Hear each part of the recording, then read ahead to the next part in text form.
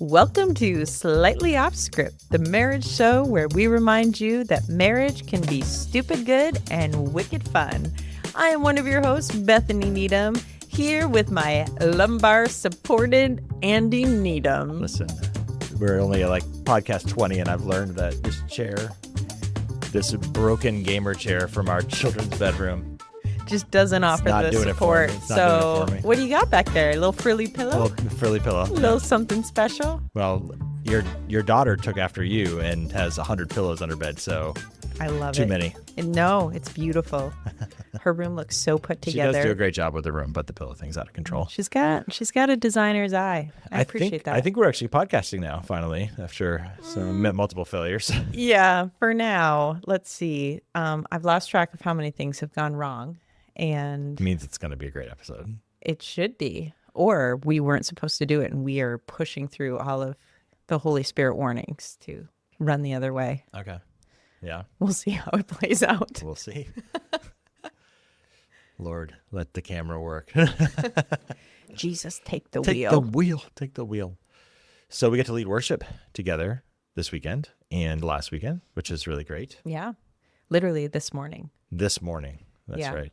It feels like a really long day. It was the same day that we're sitting in right now. Day. It's an early morning. Yeah. We've had a full day though, because we led worship. We worked on speaking stuff, and I cleaned the house. It's been a big day. You've done a lot. Yeah. Yeah. I'm tired. Worship leading is like your jam now. You are known for this. Well, I don't know about being known for it, but I do enjoy it a lot. Yeah. You have some fans at our church. Is this your witty banter? This is awkward. This is my witty banter. I do not think I have fans at church. I think I have people that go there that know who I am. That's what a Christian answer sounds like, I guess. You just put a spiritual cover on this. Yeah. I was I met a family last week, and they were like, first of all, they didn't know that we were married, because you have led worship more often at our home church than I have recently. Recently, yes. And then they were much more fangirling over you than me. I was sort of like I'm the accompanist now. That's my new function. I feel like you're exaggerating this a little bit. It's very true. Like when we travel now, I feel like there is this underlying reality where people have this you were the one that was a professional musician when your wife is this incredible worship leader. This is so awkward. Let's go back to the frilly pillow conversation. Well, I've been thinking about this for a long time, and I actually have an announcement to make here today on the podcast live that you have no idea what this is going to be. Are you ready for this? No. The world tour? No, it's not a world tour. What is happening? Well, for a long time, we've talked about the Bethany Needham band.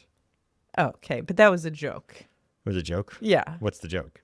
Well, because you had the Andy Needham band. So my joke was, when you stopped traveling with the guys, you and I were traveling together, I renamed your band. You renamed my band? This is the Bethany Needham band? Yeah. But it was just a joke. It was just a joke? Yeah. Well, what if that joke became a real thing? What if there was a real... What is happening right now? Well, okay. You're going to have to explain what's happening for those who are only audio only here in just a moment here. Are you ready for this? I feel like I'm being tricked. All right. Here's the reveal. What is, oh my word. Where did you get that? I am, for those of you who are only listening, I am wearing the first prototype of the new merchandise for the Slightly Off Script podcast, which is the Bethany Needham band. And so it says Bethany Needham band, and then it has a greater than symbol. It's greater than the Andy band. Yes. And so, if you would like to get your hands on one of these beautiful T-shirts, send a message. I will figure out how to make that happen. No, people can't wear that. Yes, I am definitely wearing this, 100%. Oh my! I don't know how you pulled this off, and I had no idea. Wait, where did you order it? Canva. I'm crying right now. Not because this She's so excited that so many of you are going to want to order this. It's going to be so good. Oh, I don't think I've ever. I don't know if it's embarrassment that I'm feeling. What do or you? I want to articulate your emotions at this particular moment. I don't know if I can. The Bethany Needham band.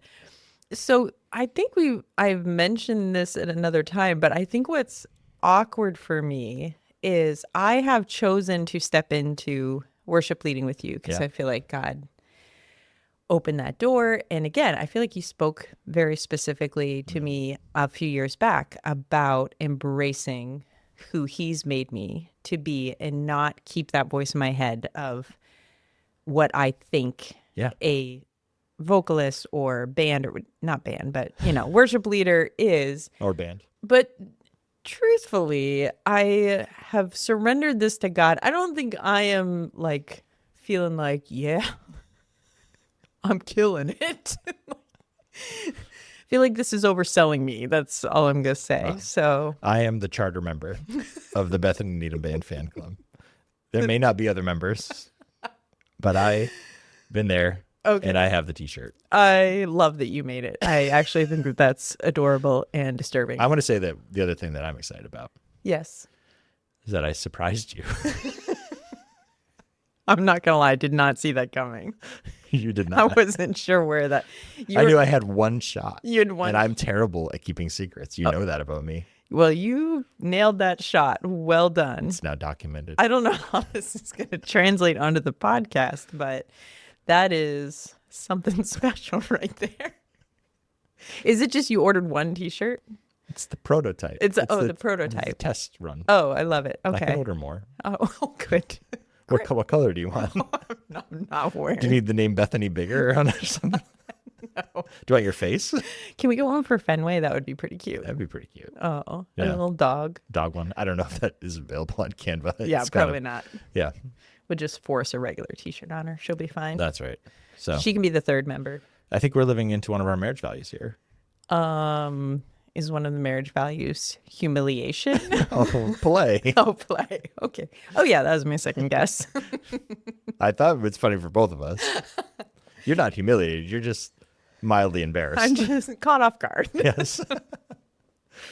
You're not humiliated. No. You are not. Say it. No. Also gaslight. Fantastic. All right. Now I got to not look at your shirt the whole time we do this podcast. There's going to be moments in this you're just going to look over at me and you're just going to see this shirt. Did my brother know that you made this? Nobody knows. Nobody knew? Nobody. Wow. Just me. You kept that to yourself. I did. That's amazing. Mm-hmm. I'm actually pretty impressed because listeners, he really struggles to keep secrets. In fact, this came up recently because he planned a surprise getaway. And he did tell me as much that, like, I have a surprise for you, but he didn't tell me anything until we're sitting on the couch and my daughter is FaceTiming me. So obviously I'm sitting there when he tells my daughter. Well, she was coming home for that week because it's spring break. And I was like, oh, yeah, that's the week that I'm taking your mom to Boston overnight. And I was like, yeah, I was like, and there went the surprise. There's still surprises in there. I'll keep the rest of it a surprise. But I am terrible at keeping surprises. But I did tell her daughter. So how do you feel having young adult kids? Isn't that interesting? It's wild. It is wild. I love it. I have to say. There's just something fun about watching them grow and be like, grown humans. Mm-hmm. It's also scary. Like, it's all of the things at this age, for sure. Because the older that they get, it's their surrender as a parent, because we are well within we are in seats of influence, I would like to think, but definitely the authority side of things is no longer there. And so letting them make decisions, allowing them to make their own mistakes, and sometimes watching that play out. And as much, you hate to watch your kids go through things that are hard or to learn lessons the hard way. And that's part of how all of us grow. So you just know it's inevitable, but it's just a different thing when you're watching your kids do it. But man, overall, so proud of our kids. Absolutely. Love them. Love them. Yeah. Love them. And just like them as people. I don't know. I don't know if you always get that, but I really, and like, I like our kids and love the friendships we have with them. Just like us, they're beautiful, amazing, imperfect humans. I think that you kind of alluded to it, but that paradigm of parenting, I don't know who taught this to me first, but I've always thought of it as a really great paradigm, is the idea of like when your kids are born, you have ultimate authority. Like they literally can't even eat, go to the bathroom without, you have to do everything for them. Yeah. And then you're on this journey. The timeline is different for each kid too, in terms of how they mature. And even just having two kids, like there are certain things that some will click in sooner or later for each of them. And it's not like a perfect timeline, but you're moving in this trajectory where your authority is over time diminishing. And that's on purpose, because in order for them to be able to flourish on their own, you have to give them freedom to make mistakes, freedom to learn. And you're moving more into the phase of influence. And adolescence, especially like the, teenage years, is sort of like where that axis hits. And it feels like once that transition between those two things happens, you still have authority, but you're moving towards greater influence, trying to get them prepared to launch. Josiah's he's really on his own now. And not that we're unwilling to help him. We're always tell them like we're willing to be a resource to him. We are in, conversation with him daily or weekly. And Mercy is closer by at school and still lives at home when she's not at college. So we're still it's all there. It's all there. Yeah. I got a text recently from one of our kids, and it was just a reminder of sort of this phase, which I love, but also, again, it can be hard. But the message was essentially, I'm walking through this thing and I wanted to process it with you. And it was a cool, like, just thinking about the relationship we have now with these young adult kids is being that person that they are safe to come to and they can process things. And I do love that role in our kids' life. I love that we still have relationship with them, because it hasn't always been easy. We have not done everything perfect. Nobody's going to write a book out of things we should have done different, which is kind of what we're going to talk about, to not completely just all of our regrets, but we wanted to do a podcast just about some reflections on the imperfections of parenting from our perspective in our journey. And we want to do a way that honors our kids. Like, we're not going to share all kinds of stories that are their stories to tell, but just really kind of share from our perspective things that we have learned, things that we were like, man, we're really thankful that we made those decisions or had those values, and other things where we're like, we're not so sure. Maybe we would have done differently if we had different information or if we were in a different place or phase. Is that fair? Yeah. Yeah. And maybe our kids will call in or write in and be like, I'd like to add a little something. Well, I was never smarter on parenting than I was just getting started. So I want to say before we had kids. Yeah, exactly. I could tell you everything about it. So so let's talk about the sort of expectations part of it. We'll talk about two different types of expectations. One is our own expectations. There's good and bad in that. And then there's the expectations other people have. And sometimes those expectations are good and bad. Yeah. They both have a strength and a shadow side. And we've had people give us great input into our parenting. Absolutely. And there's other things where I'm like, I probably wouldn't take that advice again, that type of stuff. So, so when you think about your own expectations, I mean, you were just barely 20. Oh, yeah. I was 19 through most of the pregnancy with our son. And honestly, I think it's a lot like marriage. A lot of our expectations come from the things that we have seen and experienced. Of course they do, yeah. And I think with parenting, there's sort of those things that we see and experience that we want to mimic. I remember thinking from the very beginning as a parent, the way that my mom, you just always knew that she was going to love you no matter what. And she had a way with grace and compassion and all of those things, and wanting to carry that into my parenting. And I think there are those things. And then I think there are the things that we experience as kids that we're like, okay, well, I'm going to do that different. And I'm not going to be that way or yeah. And sometimes that can be a good correction. And honestly, a lot of times it can be an overcorrection where we think, well, if it had been done different, and then we overcorrect and we're like, oh, maybe our parents knew more than we thought they did. Maybe there was a middle ground there. Well, one of the things I'm really thankful for, like both my parents, they come from large families. The value on family is very high. Getting together with family, doing things together, being together. And I'm really grateful for that. I'm really grateful that I have, different relationships with my siblings. There's not all the same. And so, my brother Tim lives overseas, so that is a different dynamic. But I'm thankful for having good relationships with my siblings. And sometimes those were complex relationships too. That's probably one thing that I would just be like, really grateful for that expectation. Yeah. I'm hesitant to go into correction or overcorrection because just as our kids could listen to this, so might our parents. There are those things. And I think for me, on a broad, like giving a broad stroke, I probably went into the arena of being a little more relaxed in terms of certain rules and things and not being quite as strict in certain areas. Even as simple, this is such a dumb example, but it's just an example, is, I grew up in a household where trick-or-treating and Halloween and all, like, we just did not do those things. We didn't do big birthday parties because the not wanting to leave people out.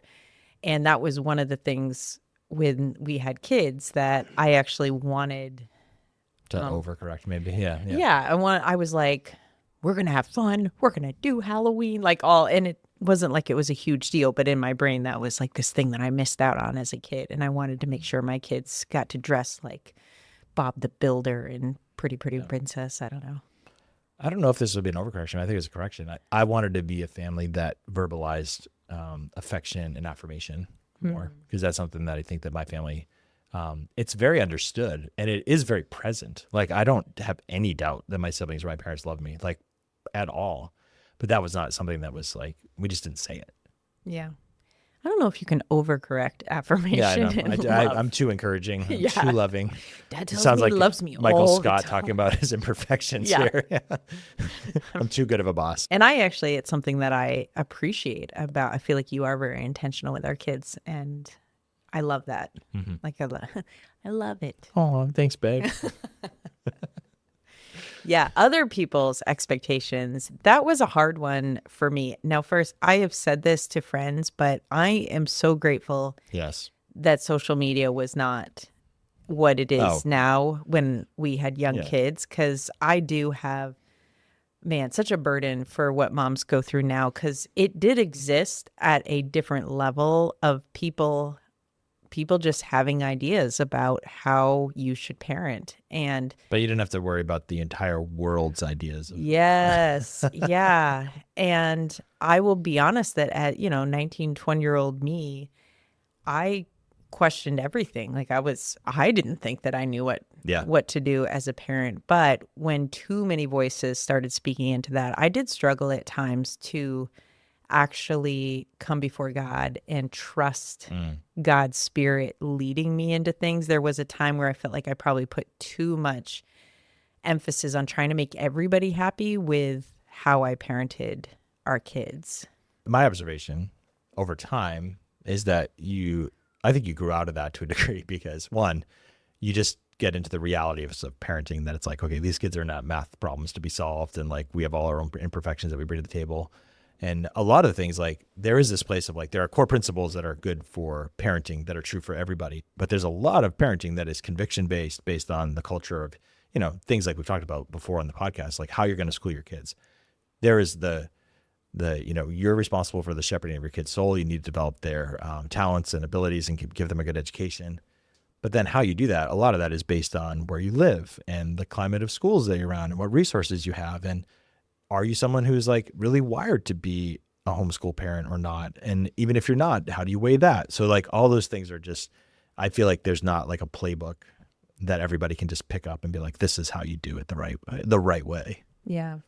I don't know if this is still true. It's funny that you said I either gave up or whatever on people's expectations. But you know what I think some of it was, truthfully, is I found that the younger my kids were, the more strongly opinionated people were about the right and wrong way of doing things. But the older kids get, the more gray areas people are a little less. It's not that they don't, it's almost like they're realizing that these kids are not math equations. But I just, as a young mom, the strong opinions around everything from, are you bottle feeding? Are you breastfeeding? And then it's, how are you sleep training your kid? Do you let them cry? And do you have them sleep in your bed? And all of these million. Like little, And it may seem silly, but when you're a young mom and you're trying to figure all of these things can be overwhelming. I still remember this when it was, I think Josiah was almost 3 and somebody made a comment. I don't even think it was necessarily to be rude, but it just hit me where they asked how old he was. And they're like, oh, he's not potty trained. And I just remember thinking, was I supposed to potty train him by now? Like, did I miss something? And I remember calling a friend in tears and explaining to her, like, I didn't know. Like, I didn't know I was supposed to do that. And luckily, it was such a gracious friend who, again, we said some expectations from other people are helpful and some not so much. But this friend was one of those friends that actually was very helpful to me as a mom. And I just remember her saying, like, listen, the truth is, when he's ready, you're just going to know. Like, when he's ready, it's going to happen. Yeah. She's like, I can give you some ideas of things. She's like, but the reality is there's no magic number that, gosh, if he's this old, you've waited too long. And it's fun as you get older, though, because you hear, like, you'll have, as you're an older parent, you'll hear younger parents be like, we decided this weekend we're going to potty train our kid. And it's like, okay, I mean, again, there could be like, okay, we're dedicating this weekend. We're going to like give it the college try. We're going to go after it. And for some people, like that works great. But there's also, I don't think it's cynicism, but there's a little bit of just like that. You've lived a little bit of life and you're like, we'll see how that goes. I think cynicism is a bad response to this, even as an older parent, but just that sort of like gracious, it'll work if it's supposed to work. And I remember when you were working in student ministry at Chapel, you mentioned this idea of like how parents in different phases. You talked about how you talked one time with the children's ministry director, and we're like, look, I think that my job's easier than yours from the parenting perspective because your parents as the children's ministry director, elementary, younger, those parents still think that they have it all figured out. And my parents as teenagers, most of them are kind of like, just like, help. Yeah. Yeah. And I think that's honestly what I felt as a mom was when you got young kids, you have all these other people with young kids who are like, this is the way, like they're just very emphatic. Everything's black and white. And then as your kids start to get older and collectively, all of you as parents start going through these seasons where they get a little older, all of a sudden they develop opinions and all of a sudden you say one thing and they do another. And the book that worked for these 12 other people is not working so well for your kid. And it does start to soften those a little bit, and not totally, but for me, I do think part of what on the whole, what happened for me as a mom was my kids humbled me. The books and the equations and all of the things just, they didn't work. And I did have to come to this place, one, where I had to come to terms with my own humanity and weakness and everything else. I had to learn to love my kids even when they weren't responding how I wanted or thought they should. And then in doing that, I had to recognize that that other parent that I was looking at was also walking through the same journey and we're all doing the best we can with what we have in that moment. Yeah. I just have such a clear, vivid memory of the first time we got a phone call from the school about Josiah. We were living on Hudson Street in Northborough. And I remember it was, some sort of behavioral thing that at the time felt like it was like our kid's going to prison. I mean, it was probably like, I pushed somebody on the playground, whatever. I think God gave us a kindness in this because I do remember immediately us talking, just you and me, and being like, I'm really having to process here. What if my anger is about my reputation being kind of damaged, quote unquote, and what if this is like, I'm disappointed in our child's behavior. And to be honest with you, I think it's probably more that I'm embarrassed. Yeah. Yeah. It's funny. I can remember a contrast of that call, and I do remember it. And I think our kid was at least kindergarten or first grade. Yeah. So young. I want to say it was first grade. And I remember the thoughts in my head at that point being, oh my goodness, they're going to end up in prison, like just playing out just catastrophizing everything. Now I'm that parent. I have that kid. Yeah. Yeah. But then the flip side is also there was this defensiveness that sort of kicked in too. Yeah. And then fast forward, I remember a call coming in when I want to say it was the same child in middle school.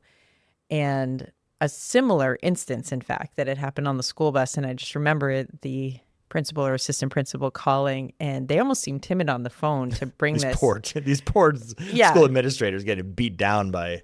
Well, they literally, I think the conversation started, I'm sure that there's more to the story than, and they kind of walked me through the story. And it was essentially like our kid made a poor choice. And so I sort of listened. And I remember that moment, one, not feeling as panicked, being like, yeah, this is something that a hormonal middle school kid who, whatever, like this could happen. And I just remember saying that to the assistant principal, like, no, because they actually worded it like, I know this probably does not sound like something that your child would do. And I was like, well, it sure does. I was like, why wouldn't it? I was like, I have a sinful kid that. We're talking about the nature of humanity, and I'm going to give you a theological treatise on the sinful fallenness of the human heart.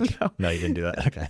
No, but it was funny because they were caught off guard, and we ended up having a really good conversation. But again, fast forward, sitting down with our kid, they absolutely did it. Like we sat down, they owned up to the behavior, and it was one of these, we walked through it and apology and all the things. But it's funny, again, the growth between when that first reality of like, oh my goodness, I have given birth to a little sinner, to, this is a human being. I think that one of the real challenges as you get into that phase of parenting through elementary and adolescence, especially when there is a failure, a legitimate issue that comes up with one of your kids, is trying to understand the right size response is like a perpetual, just like, okay, God, I don't know the end from the beginning. I don't even know where this journey's headed.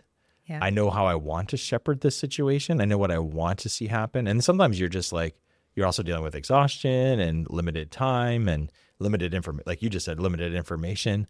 And so it is such a imperfect process. We didn't sit down and do devotions every night, but I know for you and me, like there are plenty of times when we have always been the couple that would just like, we just need to stop and pray right now and just do that.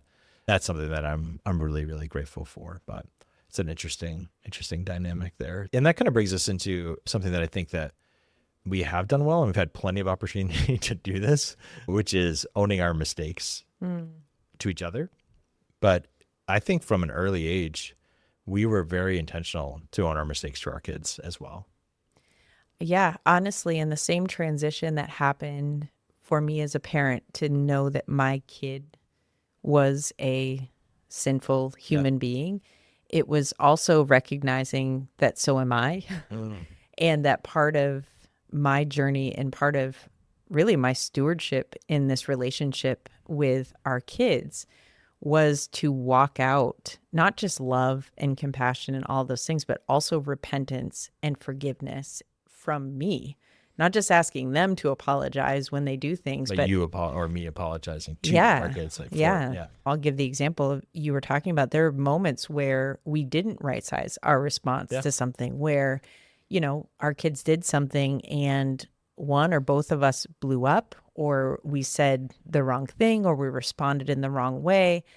And rather than either in our pride just be like, well, we're the parents, so whatever, because they made a mistake, you got to own your stuff, this isn't about me, or in shame, just shutting down on them, actually being willing to just stop and be like, listen, I shouldn't have said that, or I should not have responded that way, and I'm sorry, will you please forgive me? And that is not an easy thing to do, but I do think it's something that we have been intentional to practice in our family with, again, in our marriage, but also with our kids. I think it's at its best, it's a very Christ-like thing. I mean, one, Jesus gave such dignity to kids. I mean, he welcomed children in ways that was so countercultural. And so I think we have tried in many ways, from having our kids advocate for themselves to apologizing to them, to try to treat our children with dignity. They're not less human. They're not less valuable. They're infinitely valuable to God. That doesn't mean that we abdicate our authority entirely. And so you can hold in tension those two. It's kind of the reality of like, if your kids are believers, like I am your parent and I'm also your brother or sister in Christ. Now that's different from saying I'm your friend. And that's something that I think we've tried to be careful about as well. But when you operate in that way where you hold those two dimensions of like you have a parental responsibility and an authority and the dignity of the human heart and the soul that God has crafted, if you hold those two things in tension, it gives you the permission to be able to say, like, I am still an imperfect sinner, saved by grace, being perfected day by day in Christ. Well, in this side of eternity, I will still fail. I'm not done failing. I'm going to keep failing. I'm going to try to make different failures. Like that's kind of the part of trying to be. And I think that that's something that our kids, because our kids know it. Like that's the thing is like their kids are really, really good at sniffing out our fakery. Yeah. That's my, there's a lot of other words I could have used there. That's your PG. Fakery. Bull doo-doo. Fair enough. Yeah. Yeah. No, you're right. Absolutely. But that temptation about being our kids' friends is, I mean, I think in some ways we're entering into this phase of parenting does look a little bit more like friendship, but I think parents sometimes rush that too early on and it can do a lot of damage. I think, yeah. I had a lot of just really good mentors speak that over me because as a young mom, there is, I think, I mean, I guess maybe the age gap was so small that, Well, it could be for any mom. I only know, I guess, my own journey, but there was that temptation to want to be friends with your kids, right? Because honestly, parenting was harder. Like it was harder to parent them. I'd rather them just like me. Let's all get along. And so many mentors that just wisely spoke into that, listen, your kids are going to have plenty of friends in their life, but you're their only mom. And so you gotta you need to be their mom. And so that typically meant in moments when I needed to make decisions that they were not going to like, but it was the decision that the adult in the situation, the parent, it was stewarding them, all of the things like that was the decision that I needed to make. Yeah.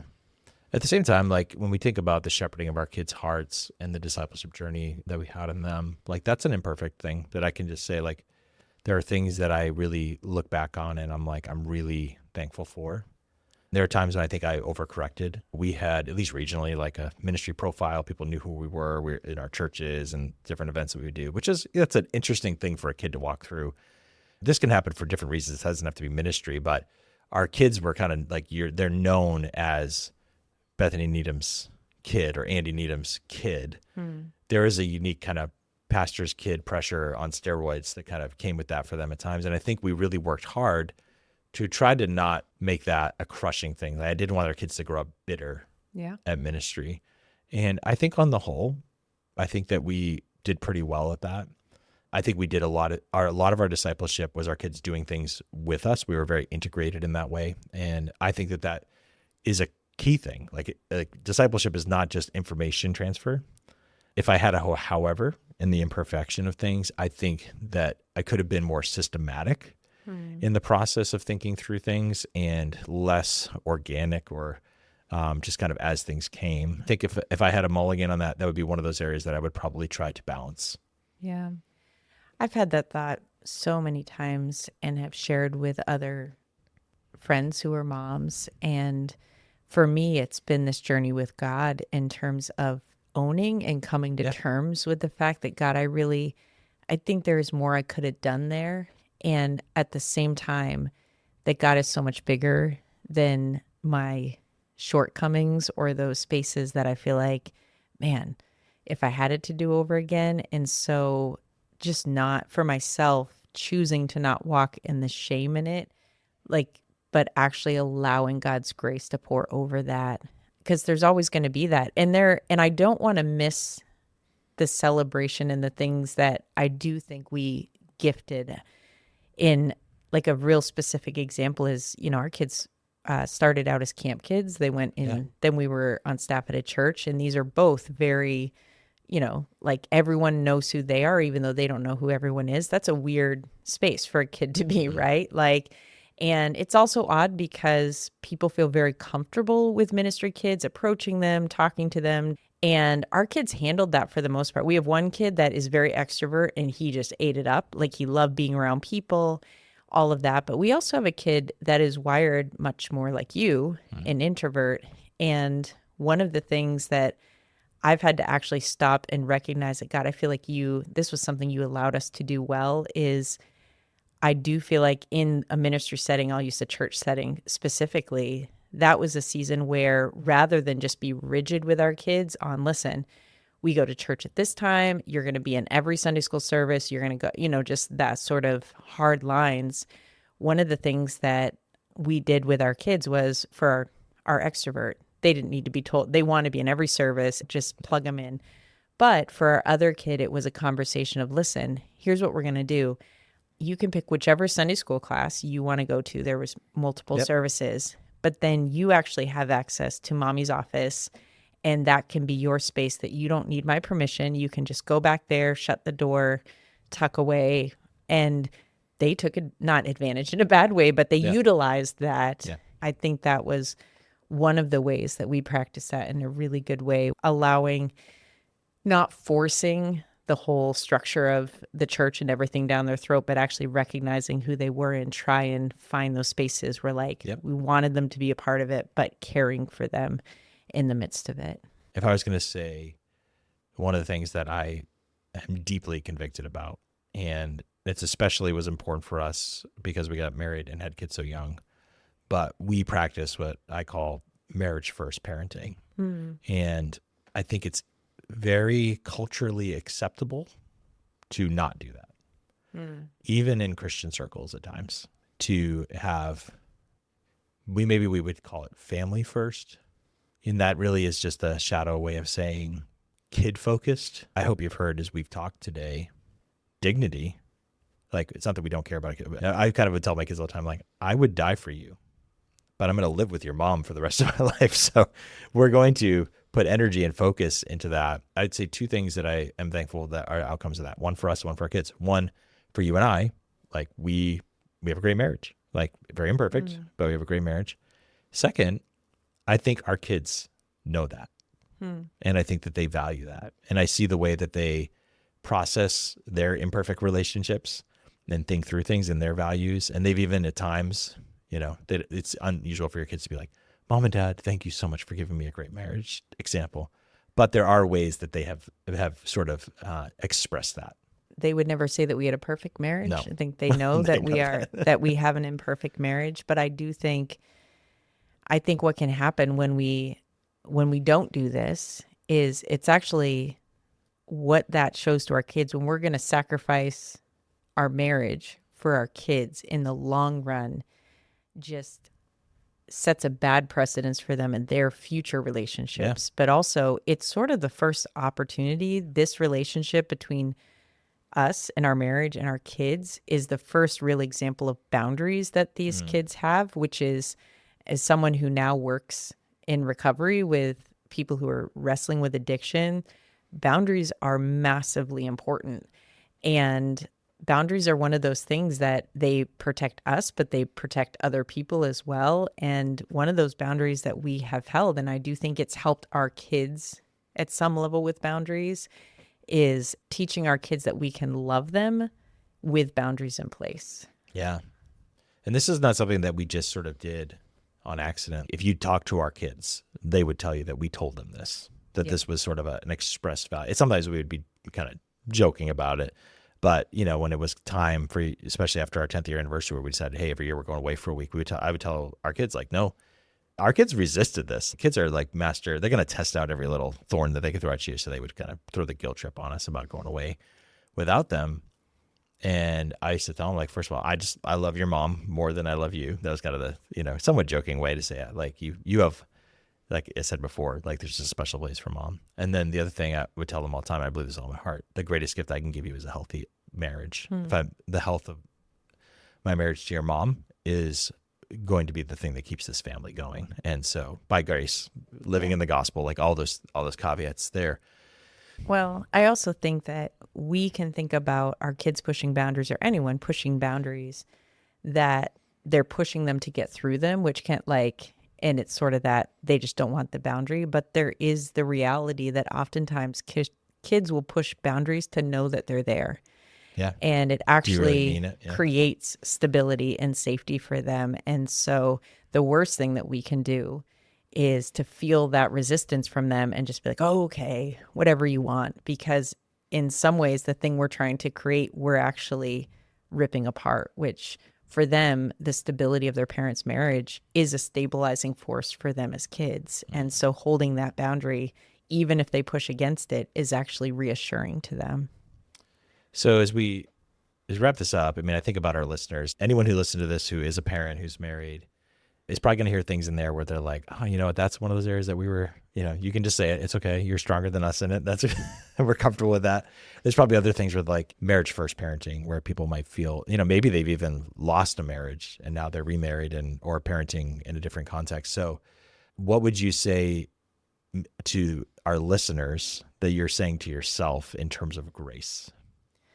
Oh, goodness. Yeah, we need to show ourselves grace as parents. And this is not an excusing sinful behavior that's not what I'm saying. But I do think there's a side of this where, one, we need to recognize that the world, including our kids, already has a savior and we aren't it. And God has given us this opportunity to steward these kids, we have sort of this role in their lives, but we're not going to do it perfectly. We're going to make mistakes. And in fact, I think one of the most powerful things and most impactful things we can do for our kids is to recognize that, to own it, not just in our own hearts, but with our kids, and to practice in front of our kids as parents. What does it look like to walk in repentance and forgiveness, but then in grace? Because I think one of the things that can be a danger in this is if you live in that repentance side of it, is we can start parenting out of guilt almost, or parenting out of shame. And ultimately in that walking in grace, we can walk in confidence as parents in that, and we can parent in confidence. And our kids need that as well. They need us to step up and be parents. They've got plenty of friends. And honestly, I will speak as someone with young adult kids. You'll get to be a friend to your kids. Like that season will be there. But for those who are listening and you have young kids, like this time it's not forever. But man, this is such an important time for you to, again, what does it look like for you to walk in like owning and acknowledging that you're imperfect, but walking in repentance, forgiveness, grace, and confidence. Yeah. I mean, I said the greatest gift we give our kids is a healthy marriage. And I do hold that true, but I do think that the other aspect of that is to give them the example of being an authentic Jesus follower. And that's not just the head knowledge. That's just knowing that you're a good Christian, that you do ministry things or whatever that looks like. It's really them seeing, sometimes walking down and seeing mom sitting with their Bible or praying, or just, a lot of my parenting right now is sending texts to my kids telling them, what can I pray for this week, or what's going on, or them reaching out about those things. And so, yeah, we'll just keep on being grace-filled, imperfect parents. And yeah, thanks for being an awesome mom. You're really great. Thanks for being the best dad with the worst t-shirt. When does the album drop? There's no album that I'm aware of. I didn't even know there was a band or a t-shirt. It's a secret drop because you didn't even know about it. I didn't even know about it. No, this has been great. And, I know people who are listening that they're like, this is, maybe they're not parents and this doesn't necessarily apply. But I do think we all have influence in people's lives, and this can kind of cross over into that. So sweet. Well, thanks for doing this today. And thanks for enduring my little joke here. I appreciate it. And it is a real t-shirt, and I will make them for people. So that is not a joke. So oh gosh, I don't know how I feel. You can message me online through our social media channels. It's Slightly Off Script on Instagram or Facebook. You can send me an email at andy@andyneedham.com. And if we get enough interest, we will do an order. It'll be good. I don't know if I am more nervous that people will actually wear this, or if it's going to be more like a hit to my ego, if like zero, just crickets. People like, no. Please help overcome Bethany's insecurities by ordering a t-shirt. No. I think it'll be awesome when we show up at like a random church and there's just a person wearing a shirt it'll be so good. So, oh man. I love you, babe. I love you too. Thank you, listeners, for enduring all of this. We'll see you next week. Who knows what? Maybe we'll have a new merch item. I want sweatpants now. I want the whole line. Let's do it. Bye.